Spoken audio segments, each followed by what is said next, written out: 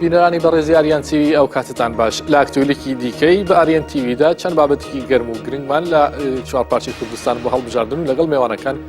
تاوتوێ دەکەین. سەرەتا دەچمە باشووری کوردستان و پیلانگەری نێودەوڵەتی دەوڵەتە داگیرکەرەکان لە دژی دەستکەوتەکانی گەلی کورد لە باکووری کوردستان و لەو چوارچێوەیەدا دوای سەردانی بۆ عەرەبستان و بۆ تورکیا حەیدەر عەبادی سەر وەزیرانی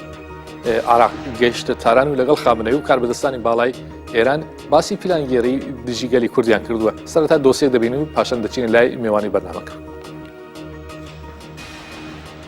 حەیدەر عەبادی سەرۆکوەزیرانی عێراق دوای کۆتاییاتنی بە سەفەرێکی بۆ عەرەبستان و تورکیا گەیشتە تاران پایتەختی ئێران و لە کۆشکی سەعداباد لەلایەن ئەسحاق جەهانگیری جێگیری سەرۆکۆماریە وڵاتە پێشوازی لێکرا. پاشان عەبادی لەگەڵ خامنەی ڕێبەری کۆماری ئیسلامی ئێران و حەسەن ڕۆحانی سەرۆکۆماریە وڵاتە کۆبوویەوە. لە کۆبوونەوەکەدا خامنەی پشتیوانی وڵاتەکەی بۆ یەک پارچەی خاکی عێراق دووپات کردەوە و دەستخۆشیشی لێ کردووە بە بۆنەی داگیرکردنی دووبارەی خاکی باشووری کوردستان. هاوکات عەبادی باسی پرۆژەکانی داهاتووی کردووە لە عێراق و جەختی لەسەر پاراستنی یەک پارچەی خاکی وڵاتانی ناوچەکە کردووەتەوە. هەروەها لە کۆبوونەوەی عەبادی لەگەڵ حەسەن ڕۆحانی جەخت لەسەر پتەوکردنی پەیوەندیەکانی تاران و بەغداد و هەروەها فراوانترکردنی هاوکاری ئەمنی و ئاسایشی هەردوو وڵات کرایەوە. ڕۆحانیش پێشوازی کردەوەکانی ڕۆژانی ڕابردووی سوپای عێراق لە باشووری کوردستان کرد و ئامادەیی تارانی بۆ یارمەتیدانی سەقامگیری لە عێراق دەربڕی. هەر لەو پەیوەندیەدا سکرتاریەتی سەرۆکوەزیرانی عێراق ڕاگەیاند کە بەغداد تەنها بە هەڵوەشاندنەوەی ڕیفراندۆمی هەرێمی کوردستان ڕازی دەبێت. ئەوەش وەک کاردانەوەیەک بەرامبەر بە ڕاگەیاندنی کاربەدەستانی باشووری کوردستان کە دەڵێن ڕیفراندۆمەکەی باشووریان سڕ کردووە. ئەمە لە کاتێکدایە کە لە ئەنقەرە سەرۆکۆماری تورکیا ئەردۆغان و بینالی یەڵدەرەم سەرۆکوەزیرانی وڵاتە لەگەڵ حەیدەر عەبادی جەختیان لەسەر یەک پارچەی خاکی عێراق کردبووەوە. هەروەها تورکیا ئامادەی خۆی دەربڕی بوو بۆ ڕادەستکردنی سنووری ئیبراهیم خەلیل بە دەوڵەتی عێراق. هەروەها مەولود چاوشۆغڵو وەزیری دەرەوەی تورکیا لە کۆنفرانسێکی ڕۆژنامەوانیدا لە ئەنقەرەوتی پاشەکشەی دەسەڵاتدارانی باکووری عێراق لە ڕیفراندۆم هەنگاوێکی گرینگە، بەڵام تەواوکردنیە و پێویستە دەرەنجامی ڕیفراندۆم هەڵبوەشێندرێتەوە. وەزیری دەرەوەی تورکیا لەبارەی خاڵە سنووریەکانی نێوان تورکیا و عێراقیش وتی دوایەوەی ئەو خاڵانە دەکەونە دەست بەغداد پاشان ئەگەری خاڵی سنووری زیادە هەیە. شایانی باسە لە دوای سەرکەوتنی شەڕوانان لە باکووری سووریا و ڕیفراندۆمی باشووری کوردستان پەیوەندیەکانی چوار وڵاتی داگیرکەری کوردستان لە چوارچێوەی دژایەتیکردنی دەستکەوتەکانی گەلی کورد چڕتر بووەتەوە.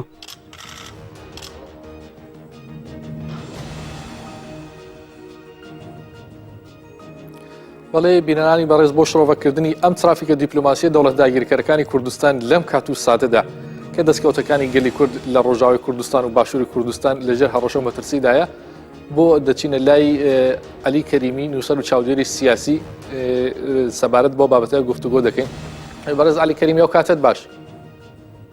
ژیانت باش و سڵاو بۆ بینەرانی بەڕێزیاریان. سپاس.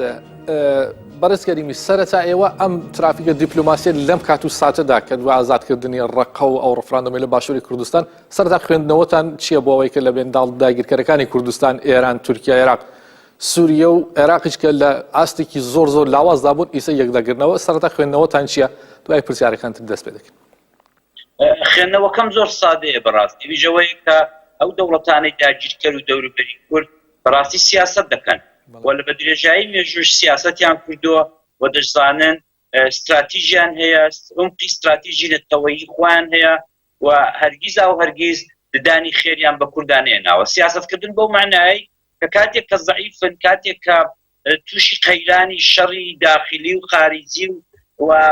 ئابووری زۆر باش لەگەڵ کورد دەسازێن و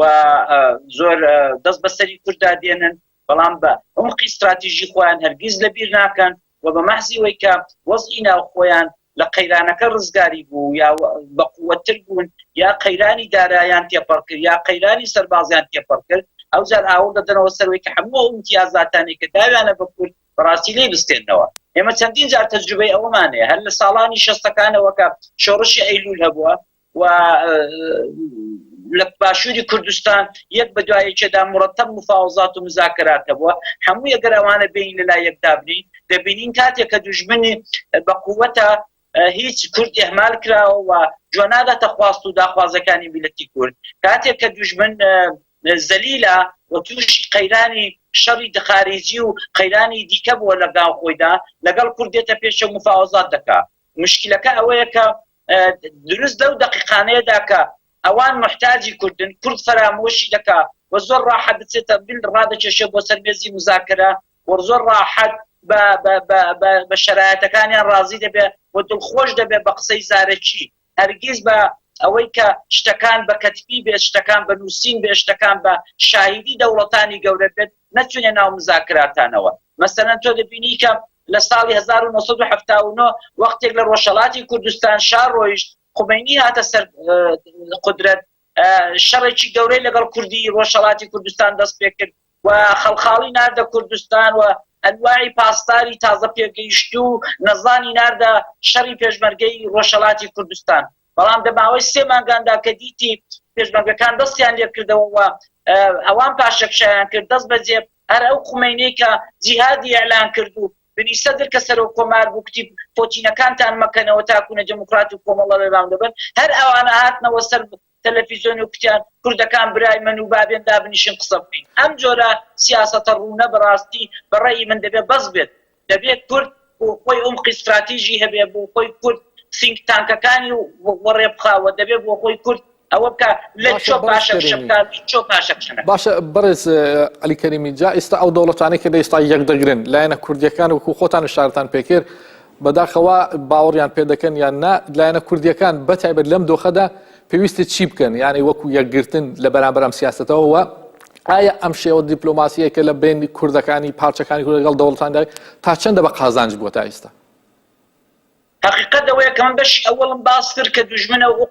عمقی استراتیژی خۆی هەیە و ئەجەندای هەیە و گۆڵی هەیە و دەزانێت ئامانجەکانی لە نەهایەتدا ئەوەیە کە نەتەوەی کورد لە ناوبەریە بەڵام دێرەدا کە بەرامبەرەکەی دەبێتە کورد بەداخەوە کورد هیچ عمقێکی استراتیژی تا ئێستا نەبووە هیچ جارێک نەهاتۆ بەیەکەوە بە یەکگرتوویەکی نەتەوەیی لە ناو چەترێکی نەتەوەییدا بەیەکەوە بن بەیەکەوە سیاست بکەن بەیەکەوە عمقی استراتیژی خۆیان دیاری بکەن ئەوە گەورەترین زعفی میلەتی کوردەکە بە درێژایی 100 ساڵی ڕابردوو ئێمە بەیەکەوە نەحاوابینەوە ئێمە بەیەکەوە ڕقمان لێکە ئێمە شەڕ دەکەین لەگەڵ یەکتر ئێمە مورەتەب لە سەر و جۆلایەکی یەکتر دەدەین ئێمە دوو پارچەی کوردستان بە دژی پارچەیەکی دیکە یەک دەبین و شەڕی دەکەین ئێمە لەگەڵ گروپێکی شۆڕژگەر نەحاوینەوە ئەوەیە کە ئێمە دەبووە پێش هەموو شتێکدا مقابل ئەو دوژمنە دڕندانەی وەکو تورکیا و ئێران و عێراق وەزارە سووریا الحەمدولله زارە سووریا ئەو قودرەتەی زارانی نەماوە بەڵام ئەوانش بێنە سەر قودرەت و ئەو قەیرانانە تێپەڕکەن مطمئنن ئەوانیشە ئەوە دەکەن کە عێراق کردی نموونەی عێراق لەو چەند ڕۆژەی ڕابردوودا لە شەڕی هەشتی شەعبی و گرتنەوەی کەرکووک گەورەترین نمونەیە کە کورد هیچ بوونە خەونێکی دوا ڕۆژی نەبووە کورد هیچ بوونە خەونێکی ئەوەی نەبووە کە خۆی قایمکە کورد ئێمە بە 15 ساڵە هاوار دەکەین بەخنەگران ڕۆژشەمبیران هەموو دنیا هاوارە دەکەن دۆستانی کورد کە کاکە ژێربەنایەکی اقتصادی بۆ خۆتان تامین بکەن کاکە کۆنگرەیەکی نەتەوەیی چێ بکەن بۆ خۆتان دنیا خۆتاندا خۆتان ئەوە مسلحکەن پارە پەیدا بکەن کەچی ئێمە هەموو دەستمان کرد بە دزی و فەساد ئەم دزی و فەسادەی کە 13 ساڵە من لێرە لە باشووری کوردستان بە چاوی خۆم دەبینم ئێستا زۆرم بەناوە سەیر نییە کە ئاوازوو لە عەرزی شەوێکدا هەمووی ڕوو فوی لێکرا و هەمووی چوودە حەوایەوە ئەمە حەقیقەت ئەوەیە کە دەبێت ئاوە بدەینەوە ناو خۆمان ڕاستە دوژمن حەول دەدا بماشکێنە دوژمن حەول دەدا نابودمان بکە دوژمن حەول دەدا جینۆسایدمان بکە تعریبمان بکە هەموو شتێک ئەم دوژمنە و حەقی خۆیەتی بەڵام من وەکو کورد دەمەقابل ئەو سیاسەتانەدا چ سیاسەتێکم هەیە چ استراتیژێکم هەیە ئایا ئەمە توانیم لەگەڵ براکانم لە باکوور و لە ڕۆژاوا لە ڕۆژهەڵات عمقێکی استراتیژی نەتەوەیی بۆ خۆمان دروستکەین نەمانتوانی لە 2013 زۆرمان حەولدا کە هیچ نەبێ کوردەکان لەژێر چەتری نەتەوەی کۆنگرەیەکی نەتەوەییدا بەیەکەوە کۆمەڵە خاڵە سوور و خاڵە سەوز بۆ یەکتر دابنێن و لەو خاڵە سوورانە هەرگیز لا نەدەن تۆ دەبینی کۆنگرەی نەتەوەیی ئەو هەموو کارەی بۆکرا لەسەر شتێکی زۆر سووک لە ناوچوو ئەویش ئەوەیە کە چه سەرۆکی کۆنگرەی نەتەوەیی بێت بەڕێی من ئەوەی کە تەجروبەمان لە باشووری کوردستان وەکو یەکەم دەسەڵاتی کوردی ئەم 70-80 ساڵەی ڕابردوودا هەبوو بەڕاستی تەجروبەیەکی تاڵ بوو تەجروبەیەکی خراپ بوو ئەویش نمونونەکەی دەلیلەکەی هەر ئەوەیە کە تۆی لە پێری هەفتەی ڕابردوو لە کەرکووک ڕوویدا چێ تەسەووریەوەی دەکرد ئەم هەموو شارە ئەسەلەی لە بینی کوردان و بەغدادا هەبوو ئەو هەموو ئەندام پارلەمان و وەزیر و سەرۆکومار لە بەغدا یەک جێب وەختێک ئەوان شەڕی داعیشیان تەواو کرد وەختێک ئەوان هاتن سەرپیەکانی خۆیان وەختێک ئەوان لە تەڵەب غەربەوە ئەنواعی ئەسلحە و چەک و مهمات و پارەیان بوو هات وەختێک دوژمن دەوڵەمەند بوو یەکسەر ئاور دەدەنەوە سەر کورد پرسیارێکی تر بەڕێزکەریم پرسیاری تر لە جەنابتان ئەوەیە کە ئێستا ئەو یەکگرتنەی دەوڵەت داگیرکەرەکانی کوردستان تەنیا لەسەر باشووری کوردستان یا باسی ڕۆژاوی کوردستانیش دەکەن لەو لاوە تورکیا باس دەکا هاوەهەنگیان لەگەڵ ئێرانە لەم ناوەدا هەشت شەعبی و یعنی پشتیوانەکانی سوپای پاسداران ئالێرەدا بە تایبەت لایەنەکانی ڕۆژهەڵاتی کوردستان ئایا مەترسی بۆ سەرەوان هەیە و ئەوان دەبێت چی بکەن ینی لەم کات و ساتەدا و پەیامی ئەو بۆ لایەنەکانی ڕۆژهەڵاتی کوردستان وەکو چاودێرێکی سیاسی کە هەوڵدانێکی زۆر کردووە بۆ یەکگرتنی لایەنەکان لێرەدا ئەتوانین چێبێت سەرنجی ئەومان بۆ باسکەن بەدنیایی قسەکەت زۆر ڕاستە حقیقەت ئەوەیە کە کورد بۆوان یەک کوردە کورد بۆوان یەک سوژەیە ئەوان هەمیشە و دایم لە هەر جێگایەکی بۆیان بکرێت سەری کوردیان پان کردوێتەوە ویان فەرق ناکە باشوورە ئەوڕۆ باشوورە ئەوێ دەکەن سپەینی ڕۆژاوایە ئەوێ دەکەن ئێوە لە بیرتانەکە ئەوان لە باکوورچیان کرد دووسا سێ ساڵ لەوەی پێش حقیقەت ئەوەیە کە قسەکەی جەنابتان زۆر ڕاستە ئەوان دەزانن کە کورد نابێ سەر هەڵێنێت بەڵام ئەوەی کە ئێمە دەبێ بیکەین ئەویش ئەوەیە کە بەڕاستی ئەو ڕۆکانە لەگەڵ هەموو ئەو شتانەی کە ڕوویدا بە فکرەوەی دابین بڵێ قسەکە زۆر ڕاستەوە من دوێنێ پێرەکانە هەر ئەو خەتەرەم ئێحساس کرد وشتاری شمدانیەکە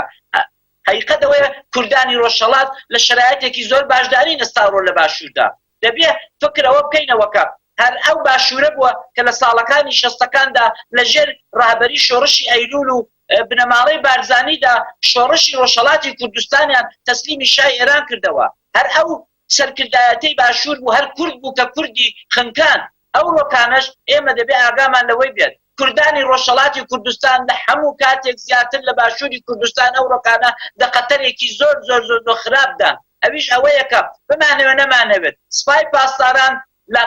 عێراق سەرتاسەر و لە کوردستانی باشوور بە تایبەتی نفوزی هەیە و دێ و دەچێ و شەرم لە کەس ناکە کە سایەتێکی وەکو قاسم سولەیمانی بە کەیفە خۆی دێت سنوور دەبەزێنە دێتە سلەیمانی دەچێتە سەرگۆڕی مامجەلالی دێ و دەڕوا شەرم لە کەس ناکە نەدەترسێ نەهیچ نەگاردێکی لەگەڵەنی ئەمە نیشانەی ئەوەیە کە ئەوان دەسەڵاتێکی یەکدار زۆری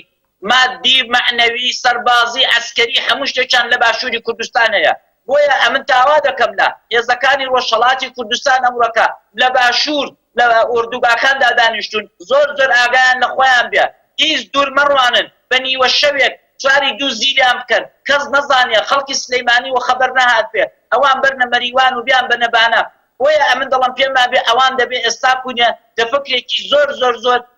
عمقی استراتیژی نیزامی و عەسکەری دابن لەو هەڵەی ئێستای کە لە باشووردان پلانی ئەی و بی و سیان دابنێن تەنانەت بێن لەگەڵ براکانیان لە قەندیل قسە بکەن ئەگەر هاتوو ئەوانە هەر ئەوەندەی دیکە پڕڕوو بوون ئەوەندەی دیکە هاتن باشووری کوردستانیان کردە مەرکەزی تەراتێنی خۆیان برادرانمان لە ڕۆژهەڵاتی کوردستان هاوپەیمانەیەک هاو ئیتفاقەیەک هاو پلانێک لەگەڵ برایانیان لە قەندیل و لە باکووری کوردستان دابنێن کە تەنیا هێلکەکانیان لە سەوەتەی سلەیمانی و کۆیە دانەنێن بۆیە ئەمە زۆر خەتەرەکە لە بن جۆماندا ئێحساس دەکەم ئەوڕۆ هێزەکانی ڕۆژهەڵاتی کوردستان حەقا ئاور بدەنەوە براکانمان لە قەندیل کە بە درێژایی ئەوە 25 ساڵە قەندیل نەکراوە نفوزی تێدا بکرێت قەندیل نەکراوە ئەوە بێت ئەمن دڵنیان برادرانی باکوورمان دەست قەندیل بەرەو پیری برادرانی ڕۆژهەڵاتمان کە ئوردوگاکانیان لە ناو شارەکانی باشووری کوردستاندایە بە باوەشێکی ئاوەڵەوە بەرەو پیریان دێن ئیمکاناتیان دەدێنێت لەوەم بە دڵنیایی دەڵێم و ئێستا کوونە برادرانی دموکرات و کۆمەڵە بە تایبەتکە لە ناو شارەکانی باشووری کوردستان مەقەڕاتیان هەیە دەبێ خۆیان کۆکەنەوە دەبێ ماڵ و منداڵ بڵاوکەنەوە دەبێ سەرکردەکان و ئەندامانی ئەسڵیان بەڕاستی لە ناو مەقەڕە سەرەکیەکانیاندا نەبن و ئەمە خەتەرێکە کە ئەمن دڵنیام هەر دەقیقەیەک سوپای پاسداران قاسم سلەیمانی بۆی بکرێت زەربەی خۆی لە دموکرات و کۆمەڵە بە تایبەت دەدا و بە ئێمە نابێ ئەو خەونەیوان بەدیگەری ئێمە دەبێ پشت با خۆمان ببەستین ئەم ڕۆکانە حەقیقەت ئەوەیەکە با هەموو بزانن بەداخەوە براکانمان لە باشووری کوردستان ئەحزابی سیاسی سەرچەکان لە باشووری کوردستان حقیقت ئەوەیە تا ڕادەیەکی زۆر چوونە ژێر ملی دوژمنان و داگیرکەرانمان بزانە ئەمە بە درێژایی ئەم 18 ساڵەی هات و هاوارمان کرد لە برادرانی پارتی کاکە بە خاتری خوای هەندە مەچنە ژێرباڵی ئۆردوغانەوە ئەو هەمە پول و پارەیە بنێرن بۆ ئۆردوغان هەموو هێلکەکانتان لە سەوەتەی ئۆردوغانی بنێن بەڵام ئەوان بەجنێ و تەشیر و بوختان جوابی ئێمەیاندایەوە وتیان نەخێر ئۆردوغان دۆستێکی استراتیژی ئێمەیە و ئۆردوغان وا دەکا و پەرچی سووریان بۆ ڕاخست و ئەوە تا عەلەمی کوردستانی لە فرودگای لە مەتاری ئەنقەرا داناوە بۆ کاک مەسعودی ئەمانە هەمووی خۆشخەیاڵی و قەون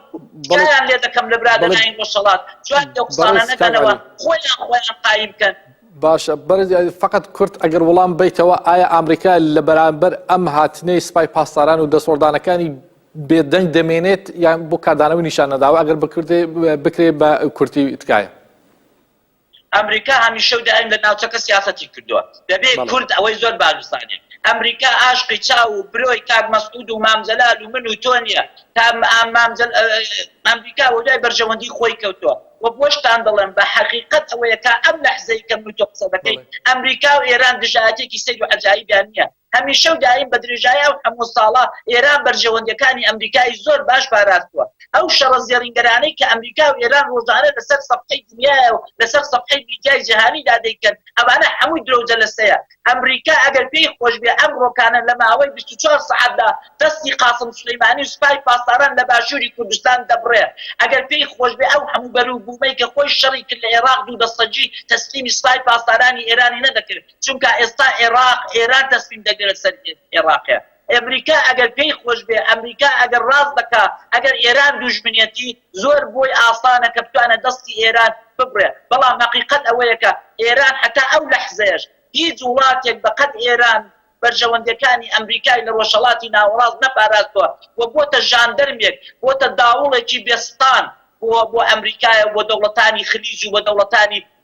ڕۆژهەڵاتی ناوەڕاست کە هەموو دەوڵەتانی پێدەترسێنێ ئەمریکا بۆیە ئێمە دەبێت فریوی ئەوە نەخۆین کە ئەلئەساس ئەمریکا دیشی ئێرانە یا ئێران دیشی ئەمریکایە ئەو قسانەی کە دەکرێت هەمووی مەسرەفی داخلی هەیە و هەمووشی شەڕە زێڕینگەرانەی ماوەی 30 ساڵی ڕابردووی ئێران و ئەمریکایە ئەگەر کورد عاقڵ بێ ئەو ڕۆکانە بۆ خۆی مرکزێکی استراتیژی بۆ خۆی دادەنێ یەکگرتوویەکی نەتەوەیی دروست دەکا و پشت بە خۆی و بە براکانی لە پارچەکانی تری کوردستان بەڵێ زۆر سپاس بۆ بەشداربوونت بەڕێز عەلی کەریمی نووسەر و چاودێری سیاسی زۆر سپاس بۆ بەشداربوونت. من سپاسی ئەوە دەکەم سەرچ سپاس. بەڵێ بینەرانی بەڕێز دەچینە باشووری